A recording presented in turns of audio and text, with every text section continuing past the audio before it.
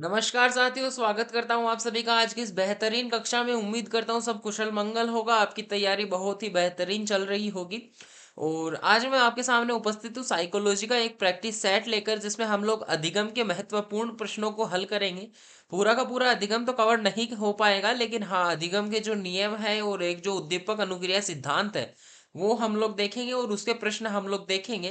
तो वीडियो को अंत तक जरूर देखिएगा, सारे के सारे प्रश्न हल करके जाइएगा। बहुत ही महत्वपूर्ण प्रश्न है, एग्जाम में आ भी चुके हैं एक आध प्रश्न।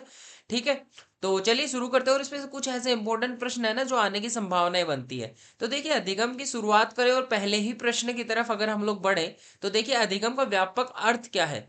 चलिए, आप लोग एक काम करिएगा, अगर आपको आंसर पता हो तो आप फटाफट से कमेंट करते जाइएगा। ठीक है, फटाफट से कमेंट करते जाइएगा कि इसका आंसर क्या क्या होने वाला है। ठीक है, फिर आप लोग मैच करिएगा कि आपके टोटल कितने में से कितने प्रश्न सही हुए हैं। ठीक है, तो चलिए शुरू करते हैं। अधिगम का व्यापक अर्थ क्या है? ऑप्शन ए सीखना, ऑप्शन दो जाना, ऑप्शन तीन व्यवहार में परिवर्तन, ऑप्शन चार अभ्यास। बताइए कमेंट सेक्शन में। देखिए, अधिगम जो है, अधिगम का दो अर्थों में हम लोग अर्थ निकालते हैं। देखिए एक सेकेंड ना। अधिगम अधिगम को हम लोग दो अर्थों में देख सकते हैं, एक तो संकुचित अर्थ और एक व्यापक अर्थ। संकुचित और व्यापक। संकुचित जो अर्थ होता है अधिगम का, वो होता है क्या? सीखना। क्योंकि अधिगम को ना, लर्निंग को ही अधिगम बोलते हैं हम लोग। ठीक है। अब व्यापक अर्थ जो होता है अधिगम का, वो होता है व्यवहार में परिवर्तन। तो व्यापक अर्थ हमारा हो जाएगा व्यवहार में परिवर्तन। व्यवहार में परिवर्तन। ठीक है। अब व्यवहार में भी कैसा परिवर्तन होना चाहिए? स्थायी परिवर्तन होना चाहिए। ठीक है, न कि अस्थाई। आगे चल के बात करेंगे स्थायी और अस्थाई क्या होता है क्या नहीं होता। तो ठीक है, चलिए यही चर्चा कर लेते हैं। सबसे पहले हम लोग देख लेते हैं यहीं पे। देखिए, व्यवहार में दो तरीके से परिवर्तन आ सकता है, एक तो स्थायी परिवर्तन आ सकता है और एक अस्थायी परिवर्तन आ सकता है। ठीक है। स्थायी जो परिवर्तन है वो अभ्यास, अभ्यास, प्रशिक्षण और अनुभव के द्वारा आता है। ठीक है। अगर आप किसी चीज का प्रैक्टिस करते हैं तो आपके व्यवहार में स्थायी परिवर्तन आ जाएगा। आपने उसकी ट्रेनिंग ली है तो स्थायी परिवर्तन होगा। आपने अगर उसमें एक्सपीरियंस किया है, मतलब आपने उसमें अनुभव प्राप्त किए हैं, तो आपके जो व्यवहार में है वो स्थायी परिवर्तन होगा। लेकिन अस्थायी परिवर्तन की चर्चा करें तो अस्थायी परिवर्तन बहुत तरीके से आ सकता है। जैसे बीमारी। आप बीमार हुए और आपके व्यवहार में परिवर्तन आया, लेकिन वो कुछ समय के लिए ही तो है, आप ठीक तो होंगे ना। ठीक हो जाएंगे तो फिर बीमारी दूर हो जाएगी और आपका जो परिवर्तन हुआ था व्यवहार में वो भी वापस से परिवर्तित हो जाएगा। ठीक है, तो बीमारी हो गई, थकान हो गई। ठीक है। थकान के बाद में और जैसे चर्चा करें तो अनेक हमारे संवेग होते हैं। ठीक है। अब आपको क्रोध आ गया, क्रोध आने से आपके व्यवहार में परिवर्तन हो गया, आपके व्यवहार में आप क्रोधित हो गए। लेकिन जब क्रोध खत्म हो जाएगा, आपका जो संवेग है वो खत्म हो जाएगा, तो आप क्रोधित थोड़ी ना रहेंगे। तो आपके व्यवहार में स्थायी परिवर्तन तो हुआ ही नहीं। तो देखिए, इस प्रकार से दो तरीके से व्यवहार में परिवर्तन होता है। लेकिन अधिगम किसको बोलते हैं? अधिगम बोलते हैं स्थायी परिवर्तन को। जो स्थायी परिवर्तन होगा उसी को अधिगम बोलेंगे। मतलब अभ्यास, अनुभव और प्रशिक्षण के कारण जो व्यवहार में परिवर्तन होता है उसे हम लोग क्या बोलते हैं? अधिगम बोलते हैं। क्लियर है सभी को? क्लियर है सभी को? आगे बढ़े फिर। चलिए, तो अधिगम की परिभाषा बात करूं तो क्या हो जाएगी कि अधिगम वह मानसिक प्रक्रिया है जिसके द्वारा व्यक्ति अपने व्यवहार में अभ्यास, अनुभव और प्रशिक्षण के द्वारा परिवर्तन करता है। ठीक है, क्लियर है? आगे बढ़े प्रश्न संख्या दो की तरफ। चलिए, प्रश्न संख्या दो देखिए। सीखना आदतों, ज्ञान और अभिवृत्तियों का सर्जन है, या अर्जन भी बोल सकते हैं। ठीक है, किसका कथन है? नया आएगा नीचे, ऊपर नहीं। ठीक है, तो ये जो कथन है ये एक तरीके से देखिए अधिगम की परिभाषाएं बताई गई हैं वैज्ञानिकों या मनोवैज्ञानिकों के द्वारा। अधिगम की परिभाषाएं बताई गई है, उसमें से एक परिभाषा ये है। अब आपको ढूंढना है कि किसने क्या परिभाषा बताई है। तो जो सीखना आदतों, ज्ञान और अभिवृत्तियों का अर्जन है, ये किसने कहा है? पहले तो हम लोग परिभाषा समझते हैं। देखिए, आदतों, अगर आपके व्यवहार में परिवर्तन होगा। अब देखिए, सीखना एक्चुअल में है क्या? जैसे आप अभी मान लीजिए मोबाइल में क्लास ले रहे हो, कुछ एक बच्चे जो है वो लैपटॉप में क्लास लेते हैं। तो आप टाइपिंग सीखते हैं। ठीक है, टाइपिंग आप लोग सीखते हैं, टाइपिंग सीखते हैं तो आप धीरे धीरे फिर इस प्रकार से उसमें माहिर हो जाते हैं कि आप मॉनिटर की तरफ देखते देखते भी कीबोर्ड में आप लोग टाइप कर पाते हैं। ठीक है, टाइप कर पाते हैं। तो वो क्या है, वो एक तरीके से आपकी आदत हो गई ना, आपको पता है जैसे ए जो की है वो आपको पता है मिडल रो में सबसे पहले की जो की है वो ए है, तो आपकी अंगुली जब ए टाइप करोगे तो अपने आप उस पे जाएगी। ठीक है, तो वो आदत हो गई। ज्ञान किसी चीज का मिलेगा तो वो ऑब्वियसली सीखना ही होगा। अभिवृत्ति है, उसका अर्जन भी सीखना होगा। अब देखिए, आप आपको जैसे मैंने बताया अनुभव, अभ्यास और प्रशिक्षण, ये तीन चीजें मैंने आपको बताई थी। ठीक है, अब तीनों का औचित्य भी अब देखिए।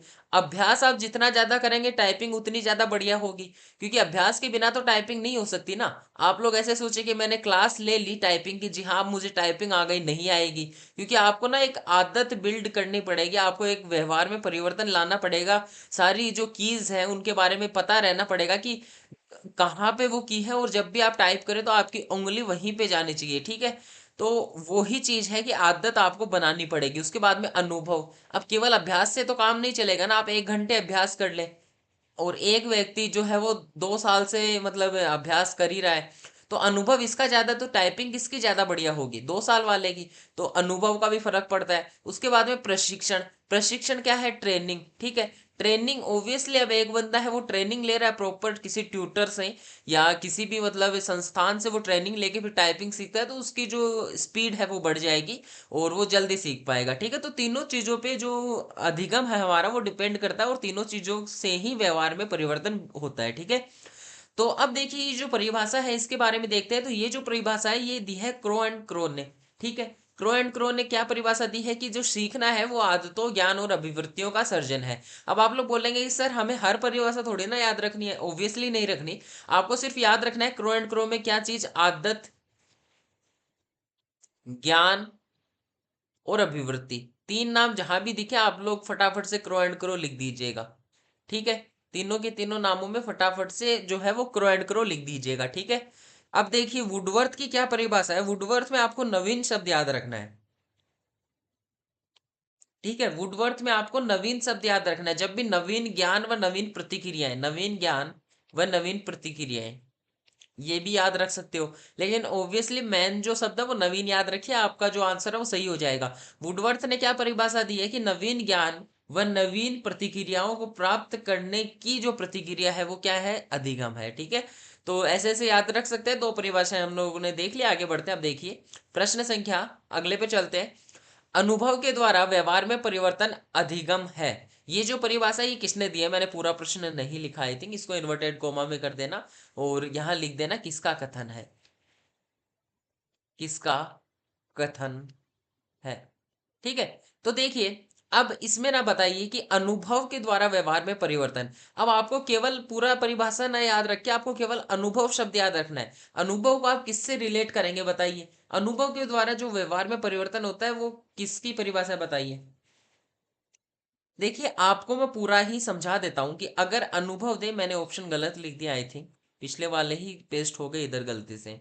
ठीक है, देखिए अगर अनुभव शब्द दे या फिर अनुभव व प्रशिक्षण दोनों शब्द दे, अनुभव व प्रशिक्षण दोनों शब्द दे, या फिर आपको केवल व्यवहार में मतलब आपको केवल व्यवहार शब्द दिखे, ठीक है, व्यवहार, ऐसे अगर परिभाषा दे और इनमें ये शब्द आए तो अनुभव जब शब्द आएगा, या फिर जो ये परिभाषा है, ये परिभाषा जो दी है ये क्रोनबेक की परिभाषा है, क्रोनबेक। ठीक है, अनुभव व प्रशिक्षण जब शब्द दे दे तो वो परिभाषा गेट्स व अन्य की है, गेट्स व अन्य। ठीक है, व्यवहार जब शब्द दे मतलब व्यवहार के परिणाम स्वरूप जो व्यवहार में परिवर्तन होता है वो अगर परिभाषा दी जाए तो वो गिलफर्ड की परिभाषा है। तो ये 5 परिभाषाएं हैं, पांचों की पांचों महत्वपूर्ण है, 5 मैंने आपको बताई हैं, इंपॉर्टेंट है, याद रखिएगा। ठीक है, तो 5 डेफिनेशन हमने सीखी। अधिगम का अर्थ देखा हमने कि संकुचित और जो व्यापक अर्थ है वो क्या होता है, तो सब चीजें हम लोगों ने देखी अभी तक। तो अब आप लोग क्या करेंगे, अब आप लोग करेंगे कि अगर चैनल पे नए हैं तो चैनल को करेंगे फटाफट से सब्सक्राइब। ठीक है, और अगर वीडियो पसंद आ रही हो, प्रश्न अच्छे लग रहे हो तो वीडियो को करेंगे लाइक, और साथ ही में अपने दोस्तों के साथ में चैनल को शेयर कर देंगे ताकि वो भी आसानी से पढ़ पाए, अपनी तैयारी को मजबूत कर पाए। ठीक है, चलिए अगले प्रश्न पे बढ़ते हैं कि निम्नलिखित में से कौन सी अधिगम की विशेषता है। अधिगम की कुछ एक विशेषताएं दी है, उनमें से हमें ढूंढना है कि कौन सी है। ठीक है, देखिए, सीखना वातावरण की उपज है। अधिगम और सीखना एक ही चीज होती है, तो कोई दिक्कत नहीं है। और परिभाषा ये मतलब विशेषता दे रखी है एक तरीके से। तो आप लोगों को भी पता है कि जिस प्रकार के वातावरण में बालक रहेगा वो उसके सीखने को तो प्रभावित करेगा। और वातावरण से ही व्यक्ति है वो सीखता है, व्यक्ति नहीं बालक सीखता है, ठीक है। तो जो सीखना है वो वातावरण की उपज है, ये मतलब विशेषता हो गई अधिगम की। उसके बाद में जीवन पर्यंत चलता है। जी हाँ, ऐसे नहीं है कि 10 साल की उम्र तक ही बालक सीखता है, कभी भी किसी भी अवस्था में कुछ भी सीख सकता है बालक, ठीक है। हमने जब विकास की प्रैक्टिस सेट किए तो उसमें एक परिभाषा देखी थी कि विकास से किसी भी अवस्था में बालक को कुछ भी सिखाया जा सकता है, ठीक है।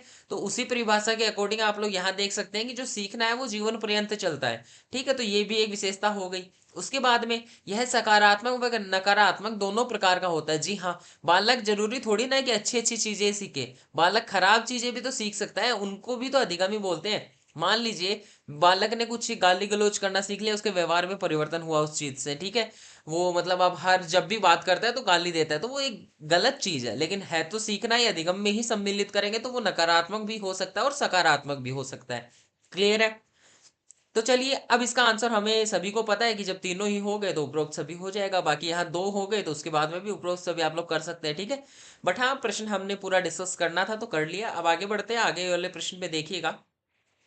उद्दीपक अनुक्रिया सिद्धांत किसने दिया था? देखिए, एक सिद्धांत है, बहुत ही महत्वपूर्ण सिद्धांत है। इसमें क्या हुआ क्या नहीं हुआ अभी चर्चा करेंगे हम लोग। बट सिद्धांत का नाम है उद्दीपक अनुक्रिया सिद्धांत। उद्दीपक अनुक्रिया सिद्धांत। देखिए, उद्दीपक क्या होता है? उद्दीपक मतलब एक तरीके से मोटिवेटर का काम करता है। मतलब कुछ एक जो वातावरण में कुछ भी वस्तु है जो हमें अनुक्रिया करने के लिए प्रेरित करती है, तो वो उद्दीपक है, ठीक है।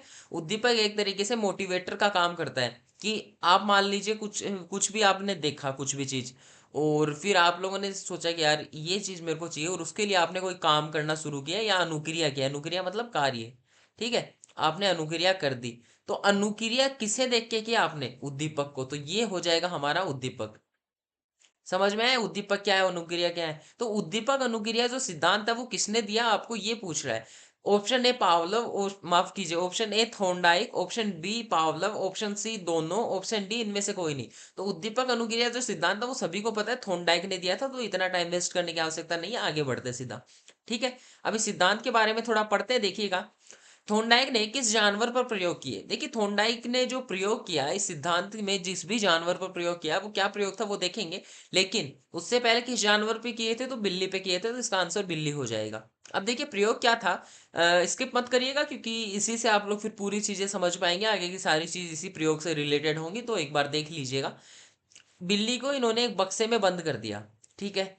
एक बक्सा लिया और उस बक्से में एक बिल्ली थी, ये मान लीजिए एक बिल्ली है, ऐसे मैं कुछ भी मान ली बना देता हूँ, ठीक है। तो ये बिल्ली है और इसको बंद कर दिया। अब जब भी बिल्ली उछल कूद करती, जब भी बिल्ली उछल कूद करती, कभी किसी कोने में जाती, कभी किसी कोने में जाती, कभी किधर, इस प्रकार से जाती। लेकिन एक जगह पे इन्होंने एक ऐसा बटन रख दिया कि जब बिल्ली उछल कूद करती तो उसके पैरों तले वो बटन दब जाता, ठीक है। जब वो बटन दबता तो बिल्ली को भोजन मिलता, ठीक है। बिल्ली को क्या मिलता? भोजन मिलता। एक दो बार ऐसी घटना जब बिल्ली के साथ में घटी, तो उसने क्या किया, उसने खोजना शुरू किया कि किस क्षेत्र में मैं उछल कूद करूं या किसे दबाने पे ये भोजन आ रहा है। तो उसने देखा, वो इधर उछलने लगी, पहली बार इधर उछली तो इसे कुछ नहीं मिला, तो उसके बाद में वो इधर कभी गई ही नहीं। उसने इसी क्षेत्र में प्रयोग किए और इसी क्षेत्र में करते करते उसने लास्ट में ये बटन है जो ये खोज निकाला कि जी हाँ, इसे दबाने पे मुझे भोजन मिलता है, और जब भी भूख लगती वो बटन दबाते उसके सामने भोजन आ जाता। तो ये एक छोटा सा प्रयोग था, लेकिन इससे निष्कर्ष बहुत सारे निकले, ठीक है। इस प्रयोग से बहुत सारे निष्कर्ष निकले जिनकी चर्चा हम लोग आगे करेंगे इसी क्लास में। प्रश्नों में मैंने दिए हैं, उनके भी प्रश्न बनाए हैं, जो निष्कर्ष इस सिद्धांत से निकलेंगे उनके भी प्रश्न मैंने बनाए हैं, ठीक है। अगले प्रश्न पे चलेंगे, आगे ही हम लोग इसकी चर्चा करेंगे, बट प्रयोग की बात हुई तो मैंने एक आपको प्रयोग बता दिया है, आप लोग समझ जाइएगा। आगे बढ़ते हैं, देखिए। निम्नलिखित में से कौन सा उद्दीपक अनुक्रिया सिद्धांत का अन्य नाम है? अन्य नाम है, सिद्धांत होते हैं जो मनोविज्ञान में अधिगम के आगे और भी पढ़ेंगे तो उनके बहुत सारे अन्य नाम होते हैं, सारे आपको याद करने होते हैं, ठीक है। अब सारे याद तो नहीं रहते, बट आप लोग एक तरीके से वही है कि बॉन्ड बना के रख सकते हो आप लोग उनके बीच में कि हाँ ऐसा याद, नाम एक याद रखें और उस प्रकार से आपको एग्जाम में याद आ जाएगा, ठीक है। तो देखिए, प्रश्न ये है कि निम्नलिखित में से कौन सा उद्दीपक अनुक्रिया सिद्धांत का अन्य नाम है? अन्य नाम पूछा है, तो देखिए सबसे पहला तो बंद का सिद्धांत, या फिर इसे बॉन्ड थ्योरी भी बोल सकते हैं, ठीक है। बॉन्ड थ्योरी भी बोल सकते हैं, बंद का सिद्धांत भी बोला जा सकता है। तो देखिए, ये जो है इसको आप लोग किस प्रकार याद रखेंगे, बिल्ली के और उस बटन के बीच में एक बॉन्ड ही तो बना, कि उसने फिर ढूंढना शुरू किया कि कहाँ है, क्या दबाने पे भोजन आया, किधर उछलने पे भोजन आया, और उसने फिर एक बंद बना लिया, उसके बीच में बॉन्ड बन गया कि जब भी अब उसको भूख लगेगी वो बटन दबाएगी और आसानी से उसे भोजन मिल जाएगा। ठीक है, तो बॉन्ड थ्योरी तो इसे आप लोग इस प्रकार से रिलेट करके याद रख सकते हैं। उसके बाद में आवर्ती का सिद्धांत, जब उसने बार बार उछल कूद की, उसके बाद में ही तो उसे पता चला ना कि जी हाँ, ये मतलब फाइनल निष्कर्ष पर तभी तो जाके वो पहुंची। ठीक है, हर्ष एवं दुख का सिद्धांत, ये किस प्रकार से है कि बिल्ली ने कभी किसी क्षेत्र में उछल कूद की और उसे कुछ नहीं मिला तो वो हो गई दुखी। ठीक है, लेकिन अगर उसे मिलता तो वो क्या हो जाती, हर्षित या हर्ष। तो इस कारण इस सिद्धांत को हर्ष एवं दुख का सिद्धांत भी कहते हैं। कभी कुछ मिलेगा कभी नहीं मिलेगा, लेकिन जब आप निष्कर्ष निकाल लोगे उसके बाद में आपको जो अनुक्रिया है उसका फल जरूर प्राप्त होगा। ठीक है, तो ये तीनों के तीनों जो है ये उद्दीपक अनुक्रिया सिद्धांत या अन्य नाम है, तो उपरोक्त सभी हमारा आंसर हो जाएगा। आगे बढ़ते हैं। अधिगम के कुल कितने मुख्य नियम है? अधिगम के देखिए अब नियमों की तरफ हम लोग बढ़ेंगे। अधिगम के नियम, देखिए अधिगम के नियम जो है वो थोंडाइक ने इसी सिद्धांत के अंतर्गत बताए थे। अधिगम मतलब सीखना, सीखना के कुछ एक नियम बताए थे थोंडाइक ने, और इसी सिद्धांत के अंतर्गत बताए थे। तो सबसे पहले नियम पढ़ लेते हैं, उसके बाद में सिद्धांत के निष्कर्ष पढ़ लेंगे। ठीक है, तो देखिए अधिगम के दो तरीके के नियम बताए, एक तो मुख्य नियम और एक गौण नियम। तो मुख्य नियम पूछ रहा है प्रश्न में कि मुख्य नियम कितने होते हैं। देखिएगा, option A 4, option B 5, option C 3, option D 2। अधिगम के कुल कितने नियम है? ठीक है, मुख्य नियम पूछा है, कुल कितने नहीं, मुख्य नियम। तो अधिगम के जो मुख्य नियम है वो 3 मुख्य नियम बताए गए, तो ऑप्शन सी हमारा आंसर हो जाएगा। क्लियर है? अब आगे चर्चा करेंगे कौन से है कौन से नहीं है। आगे वाले प्रश्न में देखिएगा, निम्नलिखित में से कौन सा अधिगम का मुख्य नियम नहीं है? ऑप्शन ए तत्परता का नियम, ऑप्शन बी अभ्यास का नियम, ऑप्शन सी परिणाम व प्रभाव का नियम, ऑप्शन डी है जो बहु प्रतिक्रिया का नियम है। ठीक है, अब देखिए आपको समझाऊं तो ये भी अधिगम का मुख्य नियम होता है, ये भी होता है, ये भी होता है, ये नहीं होता। ठीक है, तो हमारा आंसर क्या हो जाएगा? बहु प्रतिक्रिया का नियम। अब होते क्या है वो समझिएगा। तत्परता का नियम मतलब जब तक कोई तत्पर नहीं हो, जब तक कोई तत्पर मतलब जब तक कोई तैयार नहीं हो तब तक उसे कुछ नहीं सिखाया जा सकता। ठीक है, सीखने के लिए तैयार होना ही पड़ेगा। अगर आप एक शिक्षक बनते हैं, भावी शिक्षक हैं आप लोग, आप शिक्षक बनेंगे, तो आप शिक्षक बनने के बाद में देखेंगे कि जब तक कोई छात्र सीखने के लिए तैयार है ही नहीं तब तक आप उसे कुछ भी नहीं सिखा सकते, आप उसे कुछ भी नहीं पढ़ा सकते। तो अधिगम का जो प्रथम नियम है वो है तत्परता का नियम। दूसरा नियम है अभ्यास का नियम। अभ्यास का नियम क्या बोलता है? अभ्यास का नियम बोलता है कि जब तक बालक जो है वो अभ्यास नहीं करेगा किसी चीज का तब तक वो नहीं सीख पाएगा उसे। अभ्यास हर चीज में आवश्यक होता है। आप अभी भावी शिक्षक बनेंगे लेकिन कब? एग्जाम फाइट करने के बाद में बनेंगे। तो आपका जो नियम है वो ये बोलता है कि अभ्यास करें बार बार, तभी जाके चीजें आपको क्लियर होंगी। और अभ्यास करने के लिए हम लोग आज की जो सीरीज है, आज का जो वीडियो है वो हम बना रहे हैं, क्योंकि आप लोगों ने टॉपिक तो पहले ही पढ़ रखा होगा, हम तो बस उसका रिवीजन कर रहे हैं, उसका अभ्यास कर रहे हैं। ठीक है, तो इसीलिए अभ्यास का नियम सीखने में बहुत काम करता है। ठीक है, अभ्यास का नियम ना दो तरीके का होता है, उपयोग का नियम और अनुपयोग का नियम। पहला नियम होता है उपयोग और दूसरा नियम बनता है हमारा अनुपयोग। ठीक है, अभ्यास का जो नियम है वो दो तरीके का बनता है, उपयोग और अनुपयोग का नियम। देखिए उपयोग का नियम क्या बोलता है कि जब विषय वस्तु को बार बार उपयोग करते रहते हैं तो हमारी स्मृति में वो छप जाती है। जब भी कोई कंटेंट है और उसे हम लोग बार बार पढ़ेंगे, अब जैसे यही क्लास देख लीजिए, आपने अगर टॉपिक नहीं पढ़ा तो पहली बार में आपको नहीं समझ में आया, ठीक है, लेकिन आप जब इसी को रिवाइंड करके दोबारा से देखेंगे तो आपको ज्यादा समझ में आएगा। तीसरी बार देखेंगे तो फिर और थोड़ा ज्यादा समझ में आएगा, चौथी बार और थोड़ा ज्यादा समझ में आएगा, जब जितनी बार पढ़ेंगे तो फिर और ज्यादा समझ में आता चला जाएगा। ठीक है, तो उपयोग का नियम तो ये बोलता है कि जितनी बार आप विषय वस्तु को देखेंगे, जितनी बार आप विषय वस्तु का अभ्यास करेंगे, वो आपकी स्मृति पटल पर उतना ही ज्यादा अंकित होता चला जाएगा। अनुपयोग का नियम क्या बोलता है? अनुपयोग का नियम बोलता है कि अभ्यास जब आप नहीं करेंगे तो ज्ञान जो है वो विस्मृत हो जाएगा, मतलब ज्ञान जो है उड़ जाएगा एक तरीके से, आपको याद ही नहीं रहेगा कि आपने क्या पढ़ा है क्या नहीं पढ़ा है। अभ्यास इसलिए आवश्यक है। ठीक है, तो अभ्यास का जो नियम है वो दो तरीके से काम करता है। ठीक है। अब तीसरा जो नियम है परिणाम व प्रभाव का नियम, बहुत अच्छा नियम है, बहुत बार लागू होगा। आप जब शिक्षक बनेंगे तो उसके बाद में आप देखेंगे कि इस नियम पे आपको काम करना पड़ेगा। ठीक है। परिणाम व प्रभाव का नियम क्या बोलता है कि जब बालक मान लीजिए कोई, इसे ना सबसे पहले इस नियम को संतोष व असंतोष का नियम भी बोलते हैं। संतोष व असंतोष का नियम, इस नियम को संतोष व असंतोष का नियम भी कहा जाता है। ठीक है। नियम क्या है कि जब बालक को परिणाम जो है वो अच्छा मिलेगा, ठीक है, अगर परिणाम अच्छा मिलेगा तो बालक संतोष होगा। ठीक है। अगर परिणाम बुरा मिला तो असंतोष।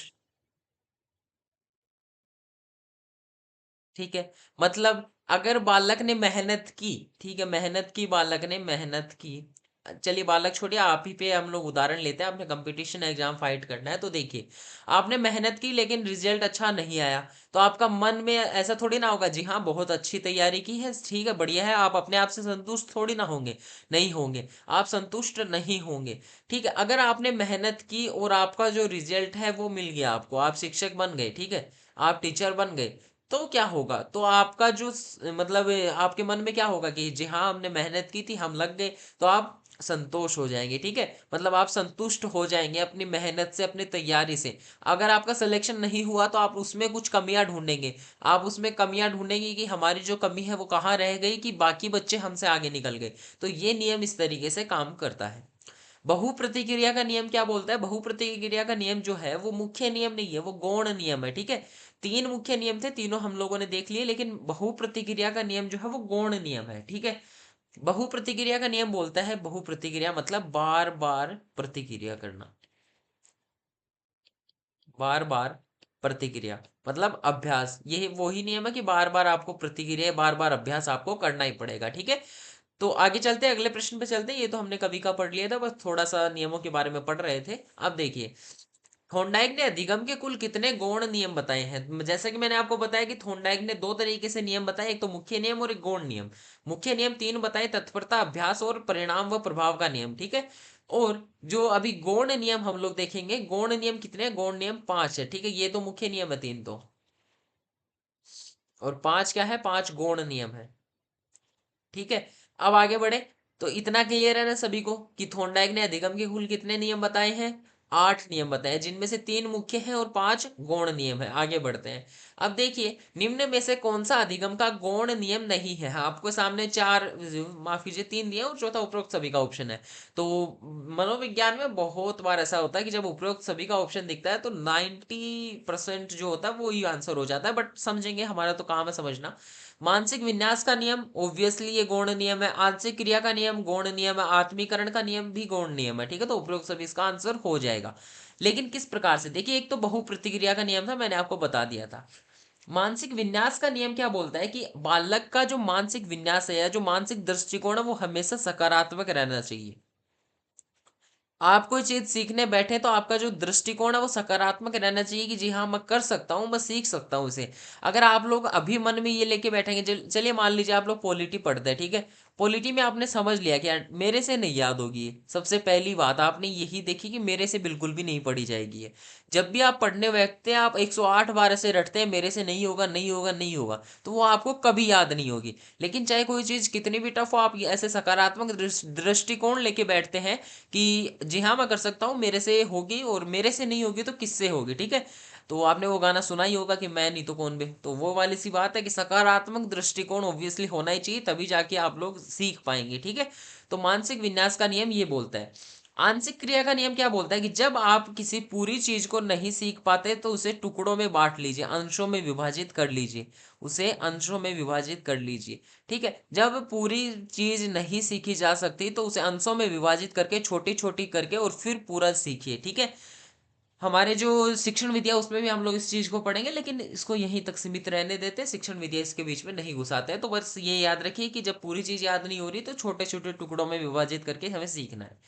आत्मीकरण का नियम, आत्मीकरण का नियम क्या बोलता है कि जब बालक ये कोई चीज सीखता है और उसके बाद में उसके सामने कोई नई समस्या आती है, ठीक है, समस्या आती है जब नई बालक के सामने, तो वो क्या करता है कि इस समस्या को हल करने के लिए पूर्व में देखता है कि इससे मिलती जुलती कोई समस्या उसने हल की है क्या।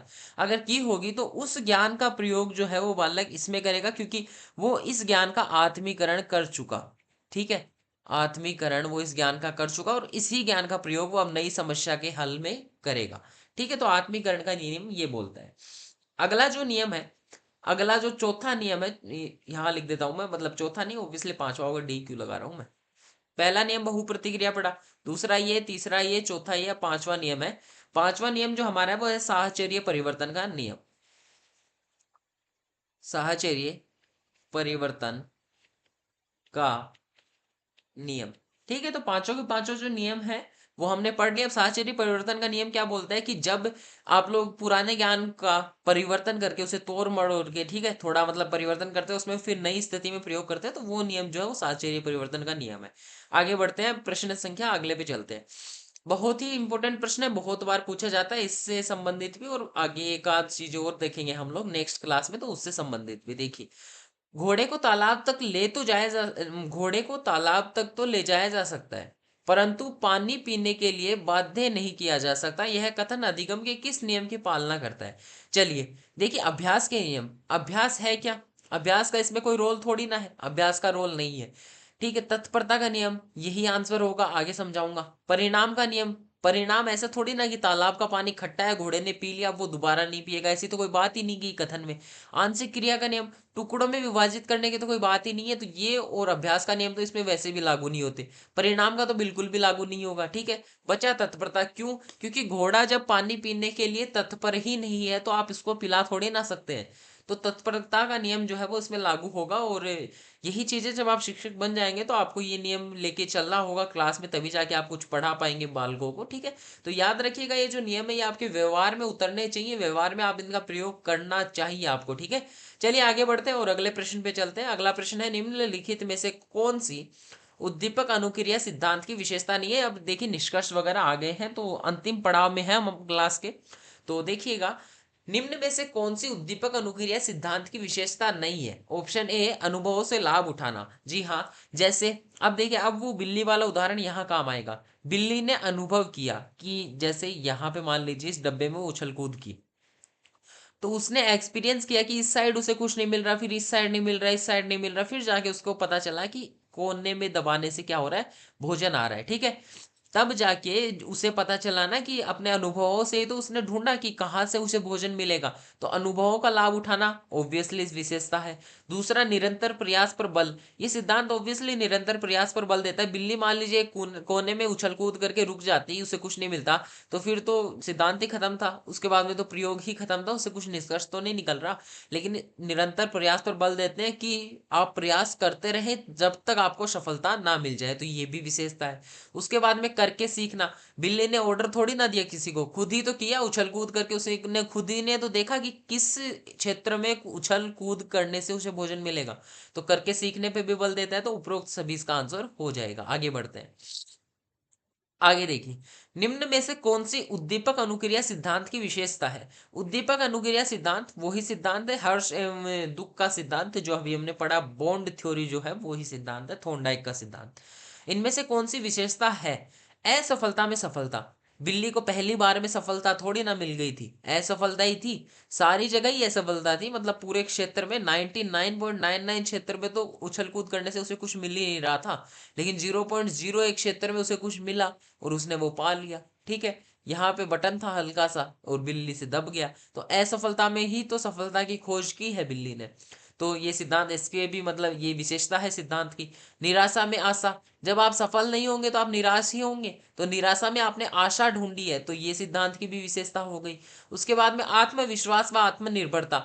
जब आप किसी चीज को खुद करते हैं ना, तो आपके अंतर्गत आपके अंदर जो है वो आत्मविश्वास पैदा होता है। ठीक है, मैथ्स में देखिएगा, किसी प्रश्न में अगर आप लोगों ने खुद एक नए तरीके से नए फॉर्मूला बना के और आपने सॉल्यूशन किया, तो आपके अंदर खुद एक कॉन्फिडेंस आएगा कि उस टाइप के प्रश्न आपको कभी भी दिखेंगे ना, तो आप फटाफट से कर देंगे। और यही चीज़ हमारा चैनल प्रमोट करता है, मतलब हम लोग जब भी मैथ्स पढ़ते हैं इस चैनल पे तो हम बिल्कुल नए तरीकों से पढ़ते हैं, आपके अंदर जो है वो डेवलप करते हैं सेंस कि आप प्रश्न को उत्तर कभी भी किसी भी मेथड में दे पाए। ठीक है, तो मैक्स श्योर करिए कि अगर आप लोग चैनल पे नए तो चैनल को सब्सक्राइब कर लें, और वीडियो पसंद आ रही हो तो लाइक कर दें, साथ में अपने दोस्तों के साथ में शेयर कर देना। ठीक है, तो देखिए आत्मविश्वास व आत्मनिर्भरता जब खुद कर रहे हैं तो आप आत्मनिर्भर हैं। ठीक है, तो उपरोक्त सभी इसका आंसर हो जाएगा। आगे बढ़ते हैं।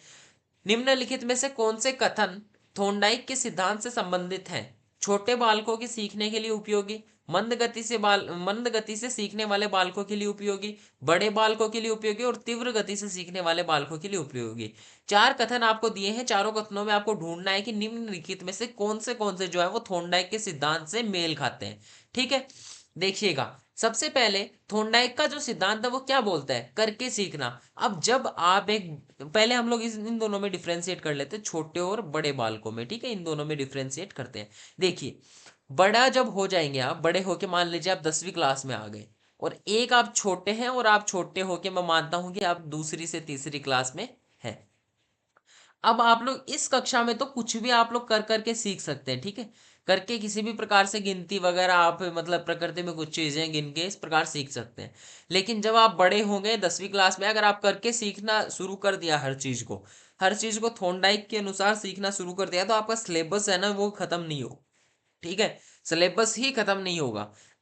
तो आप लोग अब खुद बताइए कि जो ये सिद्धांत है ये छोटे बालकों के लिए उपयोगी है या फिर बड़े बालकों के लिए? तो ये जो सिद्धांत होने वाला है ये बड़े बालकों के लिए उपयोगी नहीं होने वाला है, ये छोटे बालकों के लिए उपयोगी है। ठीक है, उसके बाद में, जब बालक तीव्र गति से सीख ही रहा है तो उसके लिए सिद्धांत उपयोगी क्यों?